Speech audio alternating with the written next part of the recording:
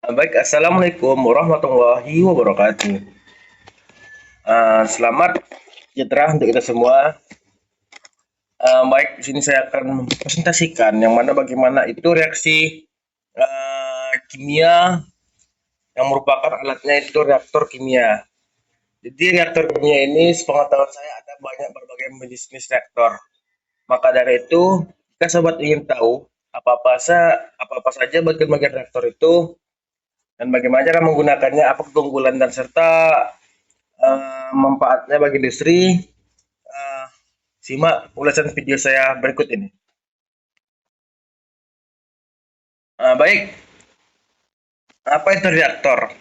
Reaktor adalah tempat di mana reaksi kimia berlangsung, mengubah bahan baku menjadi produk yang bernilai ekonomis. Paham mendalam tentang jenis desain dan pengoperasian reaktor sangat krusial bagi mahasiswa teknik kimia dan praktis industri. Maka dari itu, mari kita salami lebih dalam dunia reaktor kimia.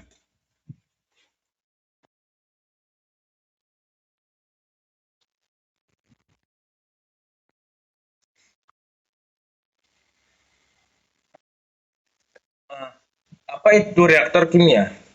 Jadi, menurut Polder 2026, di dalam buku Element of Chemical Reduction Engineering, reaktor kimia adalah sebuah wadah atau sistem di mana reaksi kimia terjadi dalam kondisi terkontrol untuk menghasilkan produk yang diinginkan. Desain reaktor yang tepat adalah kunci efisien, keamanan, dan keberlanjutan suatu proses. Terus sebagian para ilmuwan menyebutkan seperti Leven Spell 1169 yang dimana dalam buku Chemical Reduction Engineer-nya menambahkan bahwa reaktor kimia adalah jantung dari pabrik di mana kecepatan dan selektivitas reaksi diatur untuk mencapai konveksi maksimal dengan biaya minimum. Nah, masuk kita ke dalam bagian klasifikasi reaktor berdasarkan bentuk dan pengoperasiannya. Yang dimana pertama itu reaktor reaktor batch atau batch reaktor. Reaktor ini uh, di mana reaktan yang dimasukkan secara bersamaan, biarkan bereaksi, kemudian produk dikeluarkan beroperasi secara tidak tunap atau unsteady state. Terus yang kedua yaitu ada reaktor aliran tangki berpengaduk atau bahasa industrinya CSTR. Yang dimana artinya itu continuous track tank reactor. Jadi reaktor ini dimana reaktornya terus-menerus dimasukkan dan produk terus-menerus keluar. Jadi ada reaktor masuk secara terus-menerus dan produk keluar secara terus-menerus. Ibaratkan sejalan, ada yang masuk dan keluar gitu. Dengan pengadaan sempurna, sehingga komposisi dalam reaktor seragam dan sama dengan komposisi keluar. Beroperasi secara tunap atau steady state. Terus yang ketiga yaitu ada reaktor aliran pipa atau fluid flow reactor. Reaktor ini mengalir melalui pipa tanpa pencapaian olah-olah sumbat. Tidak bergerak maju. Konsentrasi bervariasi sepanjang reaktor. Berfungsi secara tunap. Hampir sama dengan safety tank nih. CSTR nih. Jadi ketiga jenis reaktor ini adalah fondasi dalam studi reaksi kimia. Sebagaimana dijelaskan dalam Sweet Pen Fast and About 2025 dalam Induction the Chemical Engineer Thermodynamic. Nah, jadi reaktor PET ini yaitu fasilitasnya utama yaitu untuk produksi skala kecil, di mana karena skala kecil penggunaannya itu bisa berupa produksi yang sangat menengah. Terus prosesnya itu multi produk dengan depannya produksi yang berbeda. Terus uji cobanya itu atau risetnya di laboratorium. Reaksinya itu membutuhkan waktu reaksi sangat lama. Terus prosesnya itu bisa biokimia dan farmasi. Keunggulannya itu di mana fleksibilitas tinggi dengan pemrasian mudah dikontrol untuk kondisi reaksi yang berbeda. Biaya investasi awal lebih tinggi atau lebih rendah untuk skala kecil. Konversinya itu tinggi pada dapat dicapai dengan waktu reaksi yang cukup. Antara kelemahannya itu di mana biaya operasi per unit ini pada produk cenderung lebih tinggi. Variasi kualitas produk antar batch mungkin terjadi, mungkin membutuhkan waktu non produktif atau pengisian, pemanasan, pendinginan, dan pengosongan pembersihan serta skala ekonomi terus untuk produksi massal. Masuk ke tahap CSTR. Jadi CSTR itu merupakan keseberagaman operasi berkelanjutan, di mana penggunaannya itu sebagai proses pengadukan dan keseberagaman suhu, konsentrasi sangat penting. Terus reaksi fase cair dengan kinetika lambat hingga sedang. Terus produksi bioteknologi farmasi digunakan sebagai seri untuk melihat konversi yang lebih tinggi. Keunggulannya itu suhu dan komposisi seragam dan sehingga mudah dikontrol. Terus mudah menangani umpan dan komposisi yang bervariasi. Biaya operasi rendah untuk produksi skala besar. Mudah ditempatkan atau ditambahkan jaket emas pendingin. Namun kelemahan certitan ini yaitu konversi per volume reaktor relatif lebih rendah dibandingkan flow flow reaktor. Terus kelemahannya itu membutuhkan volume reaktor yang lebih besar untuk konversi tertentu. Tidak cocok untuk reaksi yang membutuhkan distribusi waktu tinggal sempit. Terus pengadukannya yang efektif lah biasanya itu kompleks. CSTR ini banyak ditemukan di dalam industri polimerisasi, pengolahan limbah cair, dan reaksi kimia. Dalam seperti hidrolisis atau esterifikasi skala besar.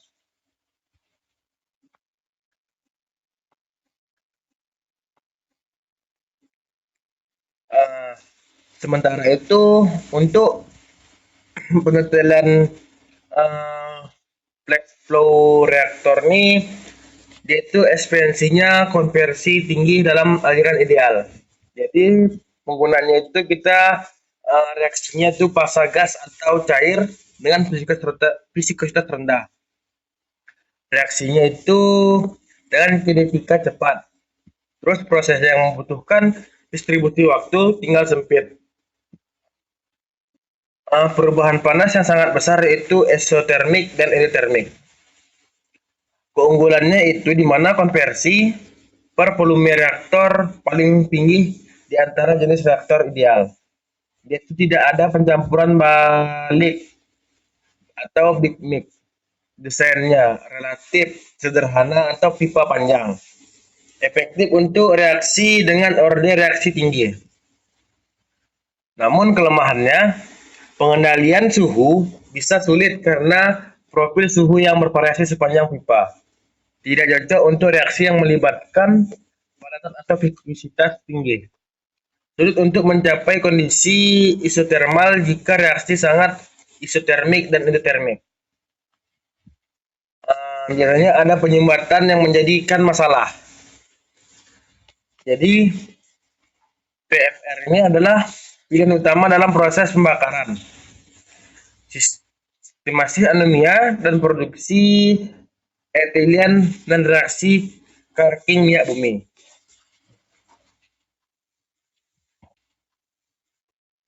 Nah, industri yang memakai penggunaan reaktor ini biasanya itu contoh-contohnya ini. Seperti reaktor ini biasanya itu yang memakainya itu adalah industri uh, sintesis obat-obatan, khususnya itu produksi vaksin. Terus ada industri polimer, di mana itu biasanya polimeritas bed untuk polimer khusus, misalnya resin, epoksi. Terus ada industri makanan. Jadi industri makanan ini menggunakan reaktor bed, yaitu memproduksi keju, yogurt, atau bahan tambahan makanan lain.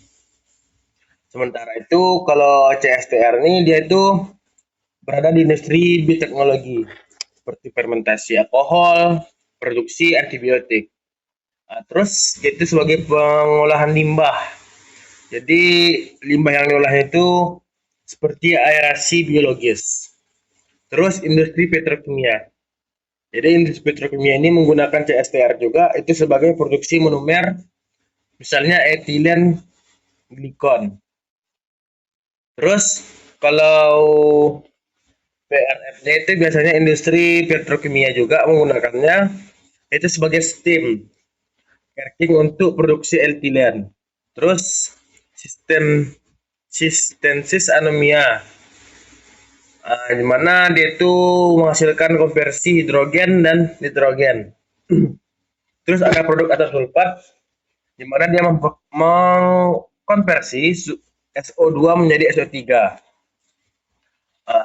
Jadi pemilihan reaktor didasarkan pada analisis ekonomi.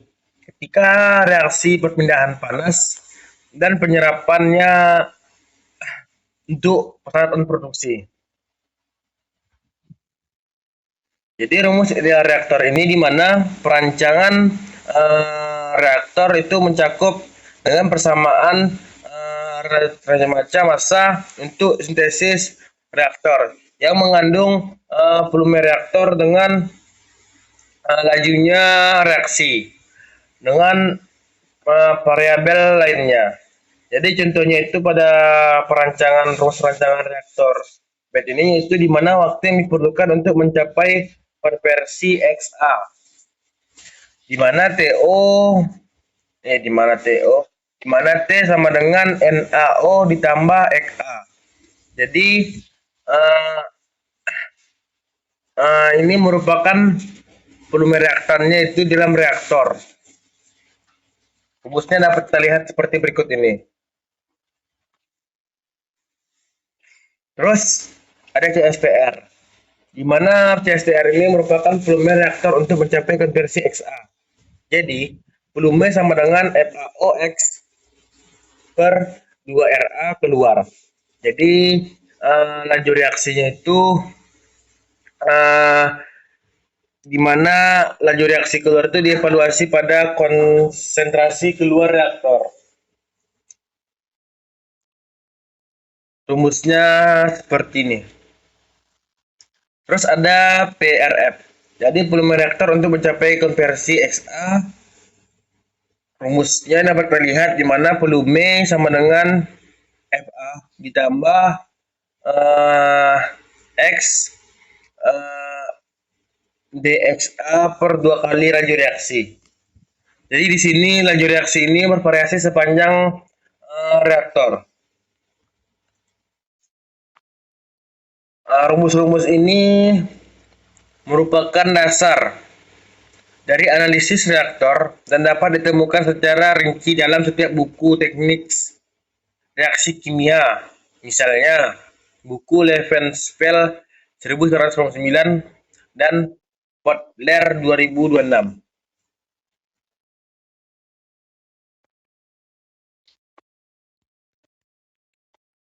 Selanjutnya, apa itu sih hubungan laju reaksi dengan volume reaksi? Jadi hubungan laju reaksi dengan volume reaktor itu di mana laju reaksi memiliki hubungan dengan volume reaktor.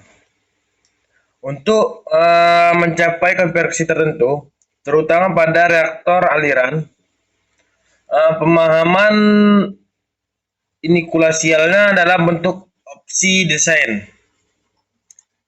Jadi reaktor bed ini yaitu di mana laju menentukan waktu yang diperlukan untuk mencapai konversi tertentu. Jika laju reaksi tinggi, maka reaksi yang dibutuhkan itu lebih singkat, sehingga siklus beatnya lebih cepat. Kalau CSTR itu di mana volume reaktor yang dibutuhkan itu berbanding terbalik dengan laju reaksi pada konsentrasi keluaran. Untuk mencapai konveksi tinggi, konsentrasi reaktan di dalam CSTR rendah, sehingga laju reaksi juga rendah, memerlukan volume reaktor yang sangat besar. Kalau pada PRF-nya itu di mana volume reaktor yang dibutuhkan adalah integral dari inversi laju reaksi sepanjang perubahan kompresi. Jadi di mana karena konsentrasi reaktan paling tinggi dari awal PRF, jadi laju reaksi ini di awal juga paling tinggi, menjadikan sangat efisien untuk mencapai konversi awal. Profil konsentrasi yang bervariasi memungkinkan pemanfaatan laju reaksi yang lebih tinggi secara keseluruhan. Jadi umumnya PFR ini lebih efisien dalam bentuk volume untuk reaksi dengan laju tinggi. Sedangkan CSTR ini itu membutuhkan waktu atau volume yang lebih besar untuk konversi yang sama karena saluran isinya berisi pada konsentrasi produk yang lebih rendah. Jadi yang terakhir di mana itu kesimpulannya memilih reaktor yang tepat. Jadi pemilihan dan perancangan reaktor yang optimal itu adalah dalam bentuk sains dalam teknik kimia. Setiap jenis reaktor itu 3 batch CSTR dan FRX3 memiliki karakteristik unik yang membuatnya cocok untuk aplikasi tertentu. Yang pertama itu seperti batch. Jadi di mana batch ini itu kita harus melihat fleksibilitas, terus itu penggunaannya secara skala kecil, terus ada nilai tambah tingginya. Terus desainnya itu kritis, di mana kita harus melihat reaktor itu memperhitungkan kinetika, perpindahan panasnya, terus ekonominya berapa. Terus CSTR itu kita harus melihat yang tepat itu kontrolnya itu mudah, operasinya kontinu dan skala besar. Terus PFR itu kita harus melihat reaktor yang tepat kita gunakan itu konversi tinggi per volume, terus reaksi cepat.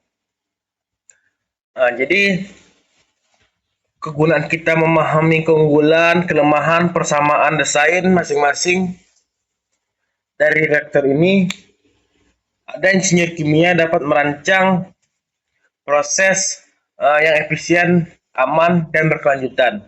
Pengetahuan ini adalah dasar bagi inovasi di berbagai industri kimia. Mungkin itu yang dapat saya sampaikan. Wabillahi taufiq wal hidayah. Wassalamualaikum warahmatullahi wabarakatuh.